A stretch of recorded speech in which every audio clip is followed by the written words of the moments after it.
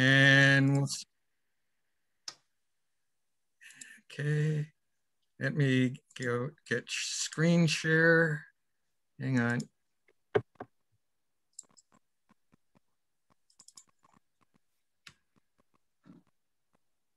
Oh.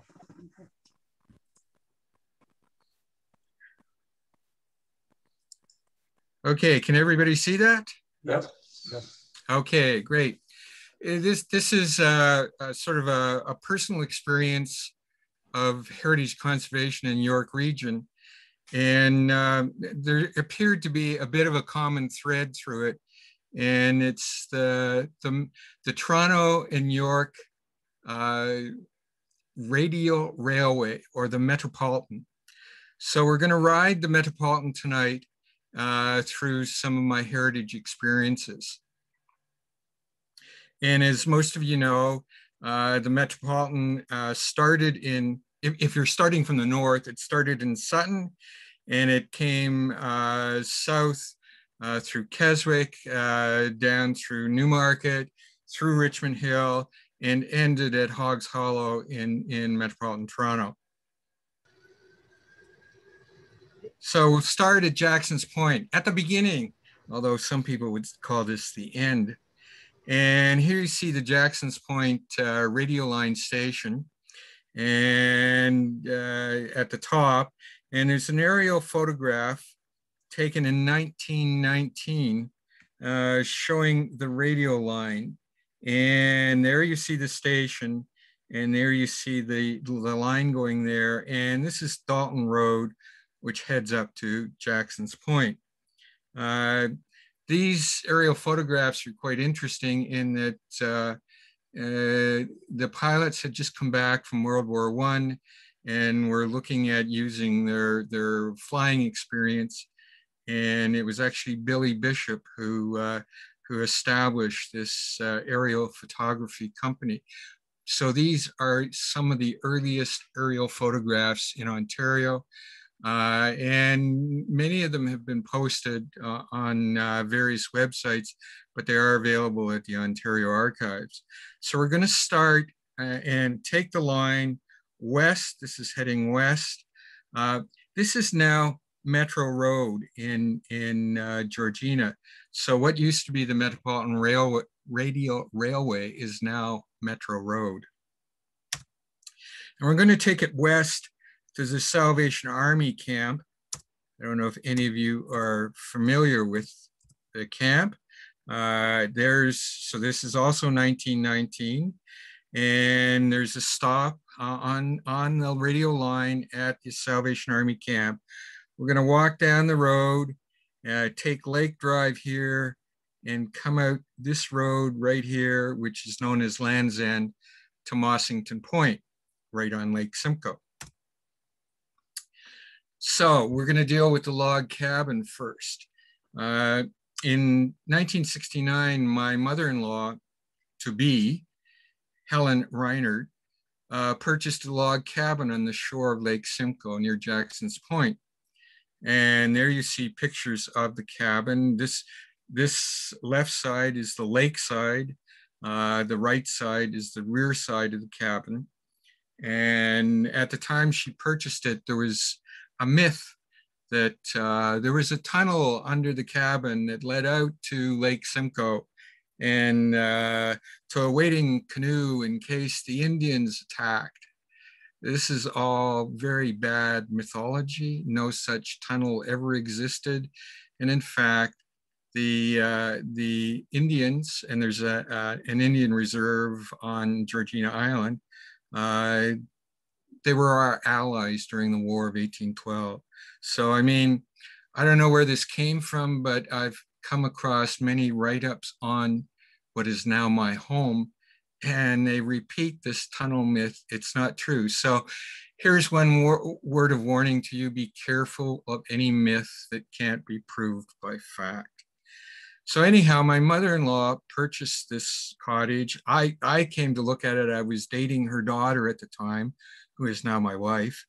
And we lifted up one of the floorboards, could not find any tunnel, and there's really no physical evidence of it. And the height of the water and where the cottage is, it would have been impossible to have built a tunnel. Anyhow, she hired Napier Simpson, who was an architect who operated out of Thornhill and did a lot of early heritage conservation work in the 1950s, 60s, and early 70s. He ended up volunteering for the National Historic Sites and Monuments Board, and unfortunately died in a plane crash going out to look at a heritage site in Labrador. But anyhow, prior to that, in 1969, they renovated rehabilitated the log cabin, which is now our residence. So you see the lake side of the cabin on the left-hand side, and the living room on the right-hand side, and you can see the exposed logs on the interior.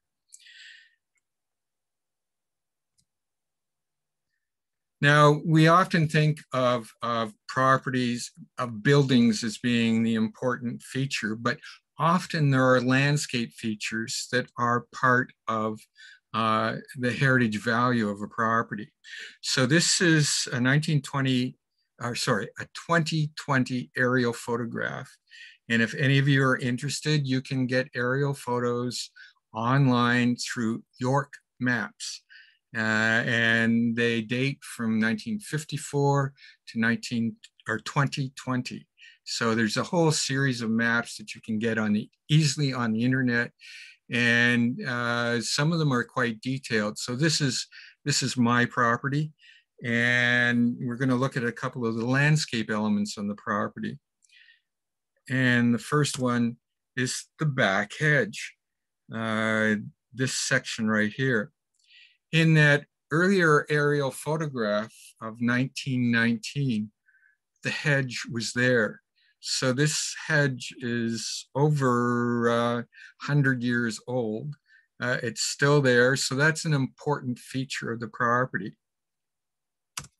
And then somebody asked me if I'm on the lake. Yes, this is the sort of the lake frontage of the property. So this landscape is part of the heritage character, and it's a natural landscape, somewhat natural. There are some plantings along it, but it hasn't been reinforced with steel or anything like that. So it's very much a natural landscape.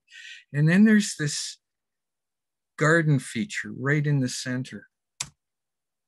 And there you see it in the 1969 photographs that the architect took before he came. And there you see it today.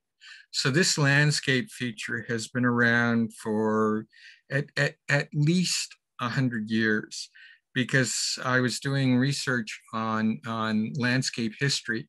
And this was quite common to have a sundial in the center and a circular garden in quarters around it. So these are some of the landscape features. So when you're looking at a property, don't just look at the building, look at the landscape to see what might be of value. The house that I live in was a farmhouse from 1837. It was constructed by Moses Mossington, hence Mossington Point. And he had it as a farmhouse and operated a 200-acre farm from here. But he subsequently built a separate house, and we're not sure how long he lived in the farmhouse and what happened to it afterwards, but we know it became a cottage in 1898, which was facilitated by that radio line, the Metropolitan, that we just rode on. So that radio line opened up the south shore of Lake Simcoe to cottaging. So this was a farmhouse that became converted to a cottage, and there you see it at the top right-hand side as a cottage in the 1930s. And at that time, if the weather was good, they moved out onto the veranda. And for us, this was an important photograph, because when my mother-in-law first bought the cottage, there was just a veranda on the front. Now we found out that the veranda wraps all the way around, and in fact, that has been reproduced, and we now have a veranda that wraps around all sides of the property. And there you see a group of women in front of the cottage. The furniture is out on the veranda.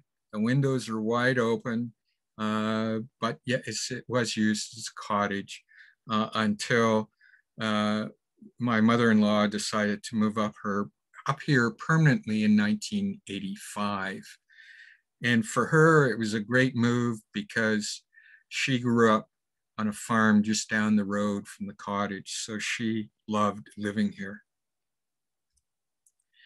And it was written up in a book. I don't know if any of you have seen this book. It was published in 1976 by the University of Toronto Press, and it was pre-Confederation buildings in York Region.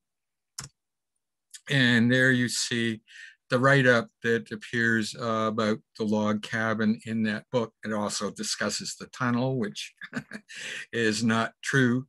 But it's an interesting book. It does cover all of the area I'll be dealing with tonight. And it provoked my interest in heritage. At the time, I was working at the York Region Planning Department in Newmarket. And it inspired me to the point where this house that was mentioned on the left provoked my interest. It's a house in Newmarket, which we'll get to in a couple of minutes. But this is an interesting book, but it also shows the evolution of heritage and what we think of heritage. So at this point in time, when this book came out, it was after Confederation, the centennial of Confederation, 1967. And people were really wound up in stuff that was built before Confederation. So the initial step in heritage conservation was very much everything pre-1867. And that has evolved, as you'll see in the discussion as I move through it. So we're going to get back on the radial, the Metropolitan, and we're going to head south. And if you ever drive up there, up to this area, Metro Road is actually the right of way for the radial line. So if this is looking east towards Jackson's Point and Sutton. And this little road over on the left is actually the original road that you would have had to drive up here. So there are actually two roads in this area at Roach's Point where they're side by side, one being the original and one being Metro Road. And here you see the Metropolitan Radial Railway Station in Keswick. So we're heading south and we're going through Queensville, and there's the station in Queensville. The Keswick station no longer exists. The Queensville station still exists. It's been moved by the municipality. It had to be moved as a result of the extension of Highway 404 up in this area. And we're going to go to Sharon.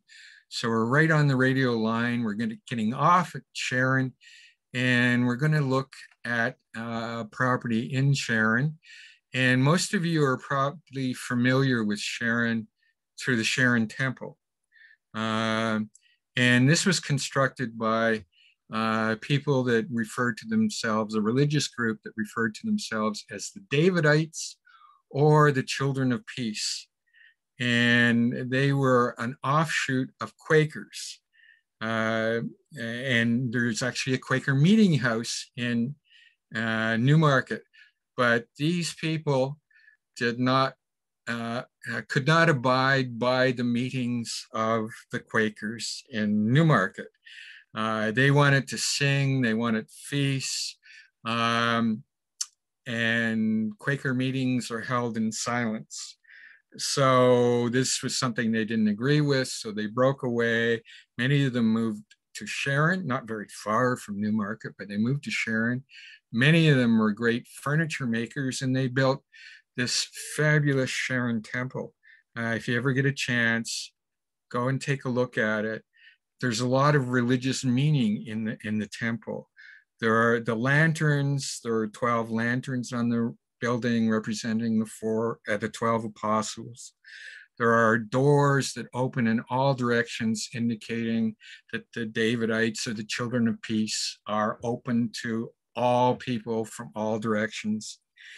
And not only did they build this temple, which was only used a few times a year, but they had another temple or a meeting house over here closer to Leslie Street. And there you see it in this 1870 photograph. And there you see it in a photograph, a closer up photograph down below, but it was demolished. And the Davidites, or the Children of Peace, ceased to exist as a group or religious organization in the 1880s. They gradually declined in numbers to the point where there weren't enough to maintain the buildings or the structures. And in fact, the Sharon Temple became part of a farm. So a farmer ended up owning the temple and the meeting house and this house out on Leslie Street. And being a farmer who was more interested in barns than temples, he ended up demolishing the meeting house, or the meeting house on Leslie Street. Although the temple was, he didn't demolish it, although it was left abandoned, and cows sort of roamed around it until it was taken over by the York pioneers in the late 1890s. Anyhow, he demolished it, but interestingly enough, he built this farmhouse.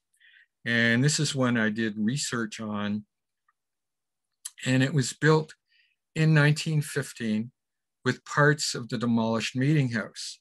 So in fact, these pillars here that you see on the building were from the meeting house. There's also other timber work in the meeting house, from the meeting house that was demolished in this building. And I was asked to do research or to assess this building. And I said, yes, it has heritage value, not only for the materials that it incorporated from the meeting house, but also because of the design of the house itself. And I was interviewing the current owner, or the current resident of the building, a very elderly gentleman. And he was able to bring out the contract, which you see on the right-hand side, from 1915, from Isaac Rose, a Newmarket builder who built the house. So he had, to me, it was amazing. You don't get this sort of documentation. But here is this contract showing who the builder was. I don't think there was an architect involved. It was just a builder who was very good at designing buildings. And the interior work is of the period. And interestingly, this is the hall here. There's a fireplace in the hall. So it's actually, it's almost a 4-square house. So there are 4 rooms on the main floor. There'd be a living room to the right, and then there'd be 2 rooms in behind. Very interesting building. And the land was bought by a developer, and the owner, who was a descendant of the farmer who built this house, said, okay, I'll sell you this land as long as I get to live in it until I die. This developer bought it in the early 1980s, and I was there in 2009, and the gentleman was still living in the house. I don't think the developer thought he would live that long, but both he and his wife were still in this house. Even though it was owned by the developer, and the developer could do nothing with it until he died. Anyhow, interesting story. We're going to get back on the radio line and we're going to go into Newmarket. And so we're heading south. We're getting to Richmond Hill, but we're going to stop off in Newmarket for a little while. And originally the radio line went down Main Street in Newmarket. So here you see the top of the hill in Main Street. Here you see it coming down Main Street. But the merchants on Main Street didn't like it on Main Street because they claimed it interfered with business. So they got it moved in behind, and this station was built in behind Main Street to the west of Main Street. And the line ran up in behind Main Street, but parallel to Main Street until it was removed in 1930.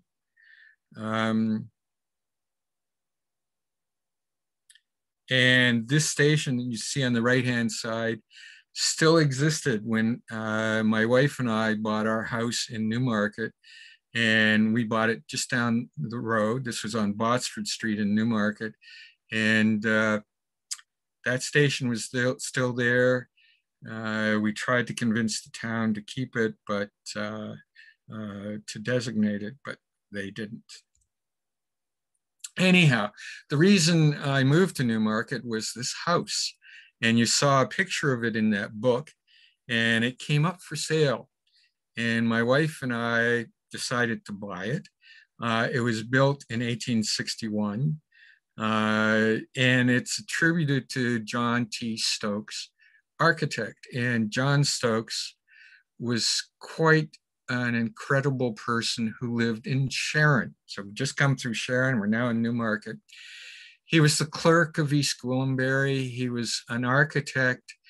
He was an engineer. Whenever you go through a census of East Gwillimbury in the 1860s and 1870s, he was a census taker. You see his name signed on it, and he became the York County engineer in the 1890s. An incredible person who designed many buildings. And at the time, in 1861, he was giving evening courses at the Mechanics Institute in Newmarket on drawing and architecture. So we don't have any documentation that he actually did it, but he was advertising in the local newspaper at the time that he would design houses. And we renovated it in 1981 and used Spencer Higgins from Toronto as an architect. He eventually went on to do stuff such as the Library of Parliament in Ottawa and the renovation work that's going on there, and the legislative building in Regina for Saskatchewan. But anyhow, this was one of his first projects. He had just gotten out of university, as had I. And so we were both inexperienced and managed to go way over budget on it. But anyhow, that's another story. Here you see the house on the left when we bought it in 1979. There you see it during the first phase of work on it. And one of the differences you'll note on the exterior is the chimneys. We discovered that there were fireplaces in the interior. There was one remaining fireplace that was the flue for the furnace when we arrived there, the furnace in the basement. But there was also a double-faced fireplace on the other side of the house. So we ended up reconstructing it, replumbing it, rewiring it, and eventually we decided, no, that veranda is just not appropriate on the house. And we thought we knew what the veranda would have looked like. And we found parts of the veranda around our house, including one of the brackets and one of the posts. The post was holding up one of the timbers in our basement, but it was obviously a porch post. We found these shutters out in our garage. And this was a window when we moved in here, a more modern window, but we took the window out and we could actually find the hinge marks for the original window and for the French doors that were on that opening there. But you can see on the left, far right-hand side there, there's a shadow. We took the veranda off. There you see the veranda that was there when we were there, when we first arrived. We took the veranda off and you could see the shadow marks for the original veranda. There you see the finished product with the Belcast roof veranda on the house. And we kept all the shutters. There were no shutters on the upper windows. Those were the only windows that did not have operable shutters. And there's a tail wing, board and batten tail wing. It's actually a vertical timber structure in the back, solid brick structure in the front. And on the back, nailed up to the back, was this thing. And you look at it, well, that's obviously a fireplace mantle. So when they ripped out the fireplaces in the house, they must have taken the mantles off and they must have liked it and just nailed one up to the back and put flowers on top of it. Anyhow, we took that off and used it as a model for the fireplaces that we put back in this house. So there you see one of the fireplaces. This is actually a double-faced fireplace. So there's another one on the room on the other side of that wall.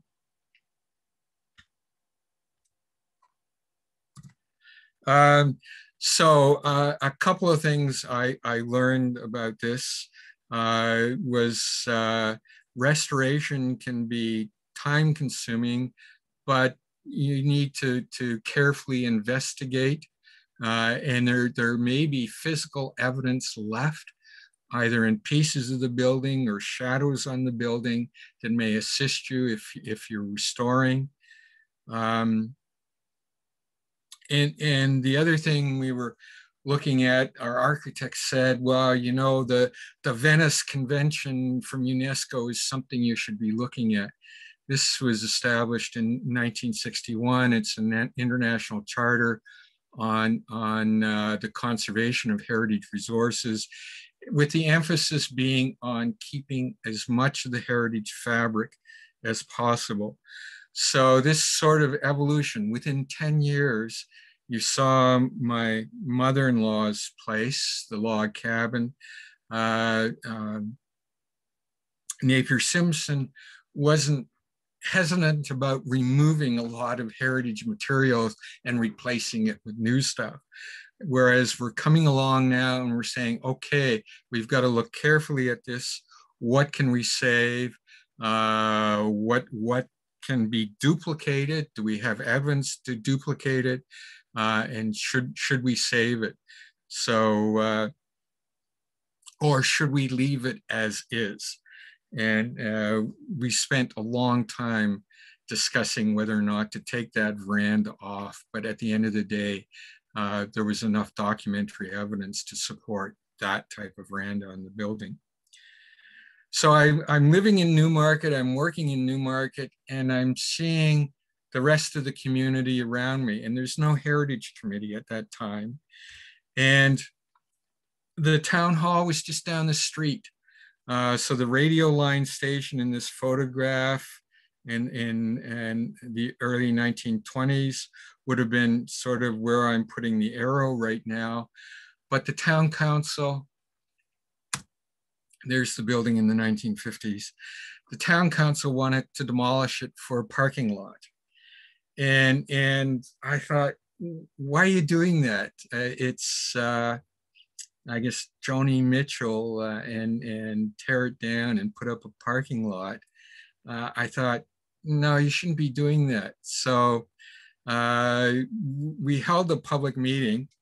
A number of us held a public meeting, and many came out to defend conserving that building. It's not on Main Street, it's back in from Main Street. And we also convinced the councils that they should establish a heritage committee And as was mentioned, I got to be chair of that Heritage Committee for 20 years. And I'm going to show you some of the highlights from being the chair of that committee, the highlights in Newmarket. So we convinced the town council to save the building. There you see it on the right-hand side. And in 1984, it was Ontario's bicentennial.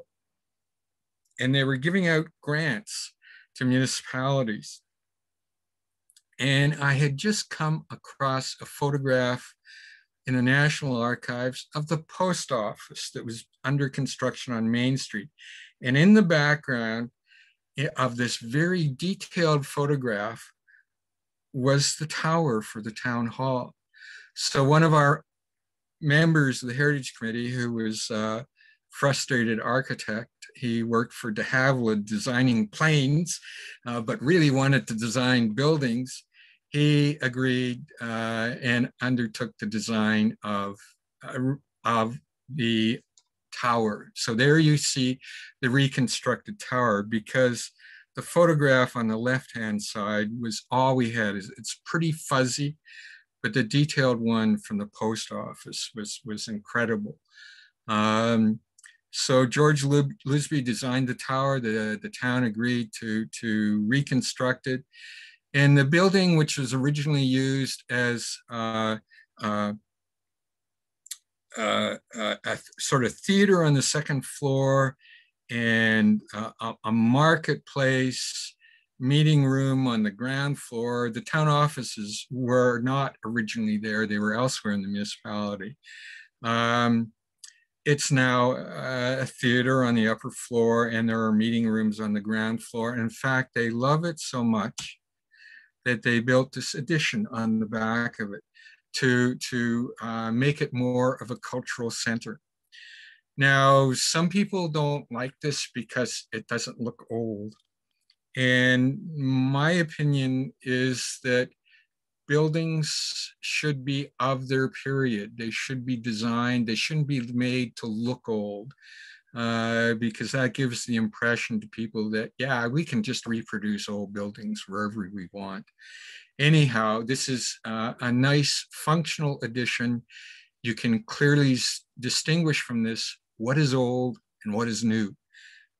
So this building, which was going to be a parking lot, is now an important center of the municipality. And in fact, for preparing for this tonight, I came across a site called Great Places of Canada. And here was downtown Newmarket, with the highlight being the town hall. So I feel quite good about that. Another thing we started was we did a study initiating a heritage conservation district for Main Street in Newmarket. And while I was on chair of the committee, we did a lot of the research, but it didn't get off the ground. Fortunately, the committee continued on after I left, and it got the study done. And Main Street, Newmarket, is now a designated heritage conservation district. So all properties in there are designated under Part 5 of the Ontario Heritage Act, and there are guidelines dealing with preservation and repair of the exterior buildings and new construction in the downtown area. Oh, by the way, there you see the radio line coming down Main Street. It was taken off, I believe, about 1912. And there you see it. I'm not quite sure, there's never a date on this photograph on the right, but it's roughly the same spot. And there you see a recent photograph of Main Street. So there's a lot of heritage still on Main Street in Newmarket. So 2000, I left the committee. I was doing heritage in the city of Toronto. I came home at night. I was doing heritage in Newmarket. It just got to be a bit too much. So I said, no, I've got to drop this. And then in 2006, I retired from the city, set up my own practice. And along comes someone with a building on Main Street, 209 Main Street in Newmarket. And they want to build a third story on this. And so I said, yeah, okay, but you've got to restore the front of the building. There's what the building looked like in 2019. There's what it would have looked like in the 1880s. And in fact, it's three buildings. So this is the middle building. This is where you see that red insul brick. That's that building there, but they were all the same. So it was three units of what is known as the Millard block. And this is the Toronto Dominion Bank, used to be the Toronto Dominion Bank. And they did a massive 1930s facade change on the building, which has heritage value in itself. So that's the end unit. But the centerpiece was just stuccoed over. And I said to the owner, okay, if you want to build a third story on here, you've got to set the third story, the front of the third story back. So up above, you've got to set it back from the Main Street elevation so that it doesn't overwhelm the building, and you've got to restore the front. And I said, we have a guide for what the front looked like. It's this photograph on the left. And that shows you that heritage photographs are important. And they really are of assistance when it comes to restoration work. We know from other photographs, not as detailed as the one on the left, that the middle building looked exactly like this, except for these yellow brick coins on the corner. It didn't have them because it was the middle unit, but the windows were all the same. So the owner said, yeah, okay, he'll do that. And then he got a structural engineer in, and he couldn't build the third story because he would have had to build a structure within the structure to support the third story. However, he came back to me and he said, I will do the front of the building. There are grants from the town to assist me, so I'll do it. Do you and he got a brick guy in who looked at it and said, "Oh no, the bricks have been destroyed. You can't restore that." And I said, I don't think so. So I worked with an architect on this, and he took out a little chunk down here, and sure enough, the bricks were still behind it. So if we could get the stucco off, we might still be able to save the bricks. So the stucco came off, and there are the bricks in behind. Now at this point, the owner has put the new windows in. And there you see the windows that used to be in it, quite ugly slider windows. They're not an exact reproduction of what was there, but you have to work with the owner to try and move him to the right solution, even though it may not be totally the right solution. So yes, these are casement windows. They're metal clad as opposed to wood clad, but they're casement, and there's this semicircular window overhead. But you see the brickwork there, and the brickwork up in the photograph, it's still there. Now some of the bricks have been damaged, but it's repairable. And there you see the product. If you were to drive down Main Street, there you see it today. Now, I agreed that the storefront had been entirely removed.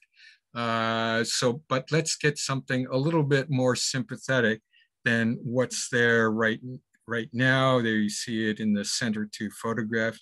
So he's done an improvement on it, and he's improved the signage on the building. But it's interesting, you go back to the late 19th century, they got these big board signs on the building. So, there is a precedent for having a big sign on there. anyhow, so I did that as a consultant working with an architect. This was an architect that had never done any heritage work, but he would take direction from me, which was really quite nice to do, because some architects have a mind of their own. But anyhow, a good job there, I think. Now, the Heritage Committee found success in dealing with the council when we had to deal with other levels of government, because our municipal council didn't hesitate to stick it to other levels of government if that's what they thought they were doing. Private property owners, they were more reluctant. So when I was on the committee, we could not get properties designated unless the owner agreed to have them designated. But if it was another government agency, our council would not hesitate to do it and designate them. So one such designation was the post office. And this is on Main Street. And even though under the Heritage Act, in theory, you're not allowed to designate senior government properties, our council agreed to designate it. And we said, okay, let's see what happens and if they object. The federal government did not object. They left the designation on. Now, if they were to make changes, they don't have to follow it. But the nice thing about this was the federal government eventually sold this property. And as soon as it was sold to a private owner, the designation that was on the property took effect. So the new owner knew right away, before they even bought the property, that they were dealing with a heritage property that they had to keep. And as a result, this property is now designated not only under Part 5, but also Part 4 individually. And there are some interior features that are designated along with that designation. So that was the federal government. The school board, same thing. We had the King George School, built about 1914. And the school board was making noises about, oh, this is a difficult school to maintain. Well, the council, years before I came along, had tried to save another school, and the school board just went ahead and demolished it. So we went to the council and said, designate the property. The school board would have to abide by the designation. So this is the York Region School Board. Our council designated it. And the same thing as the federal property. Yes, the school board did sell it. They eventually got rid of it. It went from kindergarten to grade 4. They said, we don't need it. The population dynamics are changing in this older neighborhood. So they sold it, and it was sold to a developer. And this is what you'll see today. So it's been converted to residences, and the schoolyard, yeah, there are townhouses around it. So the school is still there. It looks like the school, and there's a big sign outside right here saying King George. So that was a success, because even though it was owned by another level of government, it eventually was sold by them. Same thing with the region of York. This used to be the registry office for North York. Hence the sign at the top of the building saying North York. It was designed by John T. Stokes. You heard about him earlier. And it was owned by the region, although it's an interesting situation in that for a while, the region was responsible for registry offices, and then the province took over. So the province took over, they operated the registry office, but the region kept the building. And then the province built the courthouse, the regional courthouse out on Yonge Street, and decided to move the registry office out there. So the region was left with a building that they couldn't use. They didn't want, really. And so we said, you know, this would be a good site for the town museum. There are even bars on the window to protect what's inside the building. So yes, the region sold it to the town, and it is now the town museum. But it was designated while the region still owned it. Similarly with the train station. The train station was owned by CN, which was at that time owned by the federal government. It's now privately owned. And we got the town to designate the building, and CN did not object, although that building is also protected by a federal heritage railway station law. So it's double protected. Not only is the town designation on the building, but there's also a federal designation on it. So we were successful with other government agencies whenever we had to deal with council. Now, this is something that you talked about, public education. The committee thought it was important that we educate the public, let them know that there is great heritage around them. And interestingly enough, we turned to Richmond Hill and what you were doing in Richmond Hill with your plaques. And we thought, okay, we're going to do something just like that. They're big, you can read them. They're big, but not too big. And you can see on this house, they've been put on this house. And we decided we were going to do it on any building that we thought might have heritage value, whether or not it was designated. We just want people to know that there is heritage out there. So we got many people asking to have a plaque. And in some cases, that was the first step in the front door to say, okay, now what do you think about designation? We also did other things such as walking tour brochures. We actually conducted walking tours. I held video presentations or slide presentations during Heritage Week in February. And if the big thing now, I'm out of the local heritage committee, but the big thing now is getting it up on a website and building heritage information on that website. Now, I mentioned about, you know, we're changing in terms of what is heritage, and modern architecture is, in my opinion, of heritage value. In this case, this is the York Region Administration Building on Yonge Street in Newmarket. And I was working for York Region at the time when council decided to hire Douglas Cardinal, an architect. And my boss at the time, who was an architect but practicing as a planner, nearly fell off his chair when he was told that Douglas Cardinal was going to be the architect for this. And he said, that's amazing that this council would actually hire this renowned Canadian architect to design this building. So while I was still at York Region and before I left to go to the City of Toronto, the plans for this building were starting to flow in from the architect's office. And Douglas Cardinal is the architect who designed with the Museum of Civilization in Ottawa. He's designed a number of buildings. He's from the prairies, and he has this organic expression of architecture. It sort of flows, and you can see this flowing in this building. This is one that I think should be designated. As far as I'm aware, it hasn't been designated, but I just did a report for a property in Toronto where the building was designed and built in 1987, and I've recommended it be protected under the Ontario Heritage Act because of its architectural value.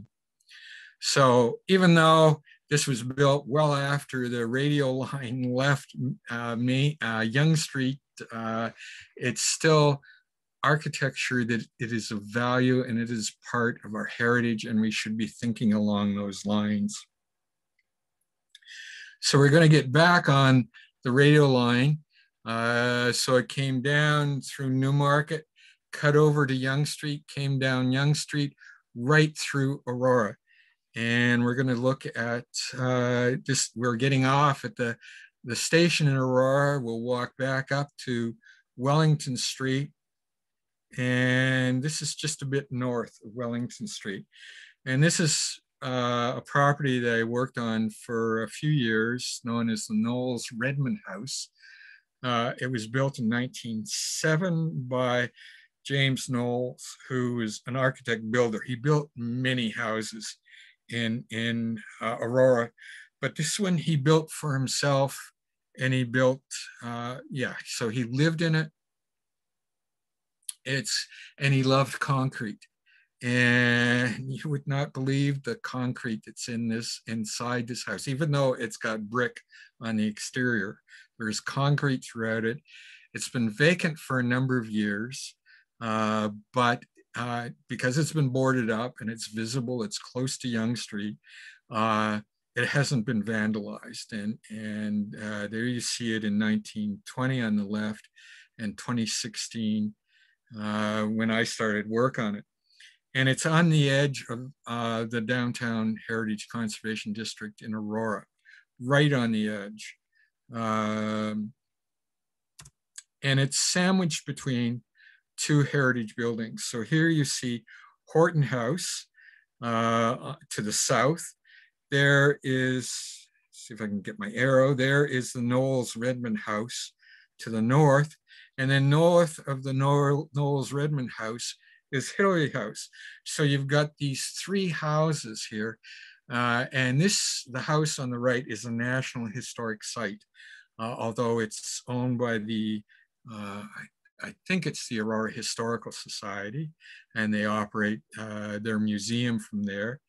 Great medical museum. I believe it was a Dr. Hillary that was in there for a while. Interesting building. So it's sandwiched in between, and the three houses together make a nice statement. So you've got an 1860s house here, classic Gothic revival style. You've got one in the 1870s, early 1880s here in Horton Hall, and then you've got one the early 20th century. So you've got this series of three houses, and the owner wants to do something with it, and he wants to build. So I worked with him and an architect to come up with a plan that would allow a building in behind, but keep the Hillary House, the Knowles Redmond House in its entirety. This would be Yonge Street out here. This would be the sidewalk. So the three houses would still be left. This one is low enough that when you're standing in front of the Knowles Redmond House, you won't see it. But of course, when you walk beside it, there's a space between the houses. There's lots of vegetation, so you will see a bit of it. I got him to use some of the materials that are on the Knowles Redmond House, so red brick, but it is, architecturally, it is a house, or a building. This would be condominium. It's a building of its period. So we're not building a fake heritage building in behind. The Heritage Conservation Plan does allow for some redevelopment in behind. And I have, the town is considering this. I'm not sure where it stands right now, but this was the proposal for this site. So we'll go further south. We'll walk south of Aurora, south of the built up, what used to be the built up part, south of the railway line that crosses Yonge Street at Vandorf Road. And I was asked to do work as a consultant on a pet cemetery. And I thought, oh, what have I come to? I'm now doing pet cemeteries. I've reached the bottom. And so that was my initial reaction. I got out on site, and this is actually a fascinating site, and I recommended that the pet cemetery and that the house, there you see the pet cemetery back in from Yonge Street, and the house that the owner built, Victor Blotchen, he built it in 1927. There you see it, 2015 on the right-hand side. I said, these parts of the property should be designated. The pet cemetery was one of the, and this was something I knew nothing about. And I came into this, so every property is often a learning exercise. And this one, I thought, what about this? And I found out that this was one of the earliest pet cemeteries in the Toronto region. And there were people coming up from Toronto to bury their pets in this cemetery because Victor Blotchen, who raised Westies, had developed this cemetery for pets out back. So there are little tombstones all over the place for the pets that are buried there. Some of them with quite heart-rendering memorials on the tombstones. And then there's this house, which I think by itself, it has architectural value. So this was a property where I walked into it thinking I've come to the worst of the worst. Why am I having to do this? To walking away at the end of the project thinking, this is really a great project, an interesting heritage property with a lot of dimensions to the heritage character of the property. And the town agreed, the town of Aurora agreed that yes, this the parts of these property, it was a very large property, but the parts with the pet cemetery and the house are worthy of designation. So we'll get back on the radio line, and we're now going down Yonge Street before it's been macadamized. And there you see the radio line going down Yonge Street towards Jefferson. But we're going to get off at Jefferson, and you got to walk a long ways, and we'll walk out to Gormley. Again, as a consultant, I was asked to look at this uniblocks development in the village of Gormley, which is a heritage conservation district, as you know. And again, there was a bit of an initial reluctance on my part, but I got into the research on it. And yeah, the blockworks have limited heritage value. Yes, Baker was doing concrete blocks here. There's the skating rink in behind, so it probably would have been in this area where that skating rink that you see is in the right-hand side. And there was his blockworks. And yeah, I've come across a few buildings that were a heritage value built with cinder block and concrete block from this works in Gormley. But they had to do an acoustic wall here. To minimize noise from their operation to the adjacent residential development.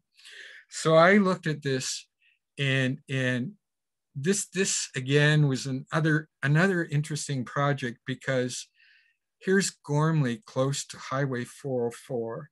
I drive up and down 404 all the time, and I've never gone over there. And here is this little hamlet off of Stovall Side Road. It's all on its own. It's quite a unique area with some really neat buildings in it. I could see the value in designating this as a Heritage Conservation District, even though 404 split Gormley, because there's a Gormley in a part of Gormley in Whitchurch Stovall. This was the western part. that developed after the railway came up through the area in the late 19th century. So to me, this was another eye-opener. I recommended adjustments to their acoustic wall and the type of materials that they should be using to best blend in with the district, because their driveways come out. There's right here, there you see a driveway into the back driveway right next to the railway line going into Uniblock's operation. And then the front driveway goes right down through here. So this was a case where, again, it was an interesting learning experience, and working with an industrial operation that by itself doesn't have much heritage value, but it could affect the heritage properties around it if it's not, the works done on it are not sympathetic to the heritage value of the district. So we'll walk down Leslie Street from Stoller Road and we'll come to 11121 Leslie Street. And this was the McCaig farm. And some of you may be familiar with it. I was doing this for the developer. What is of value on this property? So I had to research the history of the property. And the property, I found out, was originally conveyed from the Crown to King's College, which is the forerunner for the University of Toronto. And so the University of Toronto owned it, and they rented the land out well into the 1850s. So they owned it from the 1820s to the 1850s. I went to the U of T. It has so much personality to it. I'm so excited for you to be on the show, man. Congratulations. Thank you, Kevin. Sometimes you just hear. I went to the University of Toronto archives, which are in the John Robarts Library, and they have a fantastic collection for the university. And they have registers, letter books, even reports from surveyors that U of T or King's College sent out to investigate all the properties that they own. So I've got from the early 19th century, you could see the reports on this property. And Jane McCaig was married to Andrew McCaig, and they bought this farm. Well, they rented this farm from King's College, and it was a rent to buy situation. So King's College was taking money from them until they had paid off all of what was owed, and then they get title to the farm. Well, unfortunately, Jane's husband, I think it was Andrew McCaig, died in an accident near Headford, at the mill at Headford, and when a carriage overturned and killed him. So she was left with a young family and a farm. And sure enough, the year after he died, here she is. She's gone down to King's College to make her annual payment. So she's on the farm by herself. 1861, she's operating the farm, and she is listed in the census in 1861 as the operator of the farm. So she continued to operate that farm until her sons were old enough to take over the operation. This is extremely unusual. Most farms were headed up by a male. And if the wife became a widow, she often sold and that was the end of her involvement in the property. But in this case, Jane stayed and operated the farm. So this is a heritage value that you don't see in the buildings, but it's important because it's rare. It's not unique, but it is quite rare. Oh, by the way, if you get a chance to go to the archives at King College or at U of T, they've got great photographs of the Dunlop Observatory when it was, construction was started. So they've got laying of the cornerstone. In the archives room, they actually had a display case when I was there with this book of photographs open to the Dunlop Observatory. And there are all sorts of photographs from the 1930s of the Dunlop Observatory. Anyhow, their archives are a great resource. So here you see the interior of the building, and I've said to the developer, yes, you have to keep this building. And in addition, you have to keep the carriage shed. And this is a drive shed. And I said you have to keep it because this structure is of the period when Jane was operating the farm.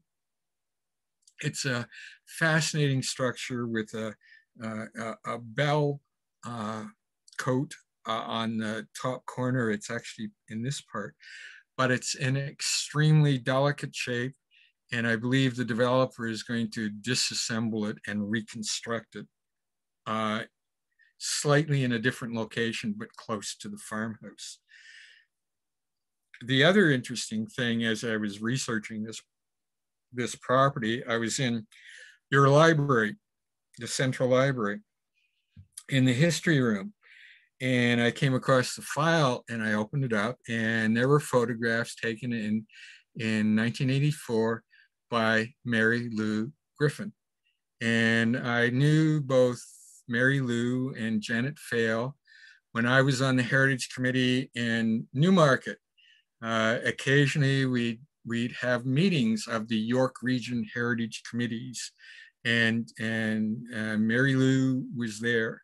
So it was interesting to see her work, and I copied much of her work that she did to put into my report, although I supplemented it with additional research. So that's Jane McCaig's farm. Also, just down the street is the Hiltz Bodden farm. Now, the Bodden family ended up eventually owning both the Hiltz farm and the McCaig farm. So there were two farmhouses that they owned. And this one was interesting because I got in the building and was rummaging around the basement. One of the problems with researching heritage properties is you can get sidetracked and you can start heading off in different directions because you found something interesting, although it may not relate directly to it. But in this case, as I was rummaging around, I found these photographs. And I actually gave the originals to the Richmond Hill Library, the history room, so they have the originals. But here was the photograph of this house in 1940 when the Boddens were just going to buy it. They bought it and they did some work on it, yes, but they kept the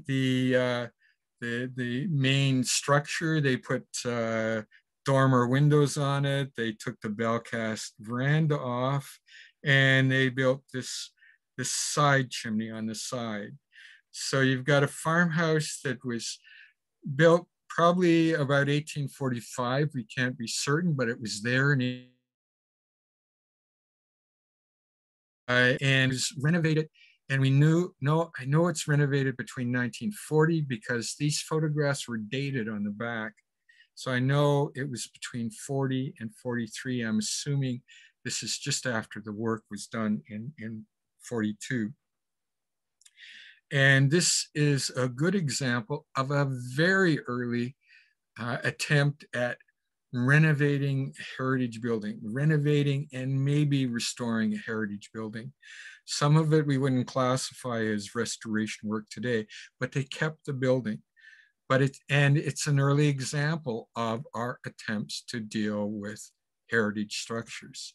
So there you see the building when I was out on site, fenced off, boarded up, and it was in reasonably good condition, and the developer is retaining it and incorporating it on its site.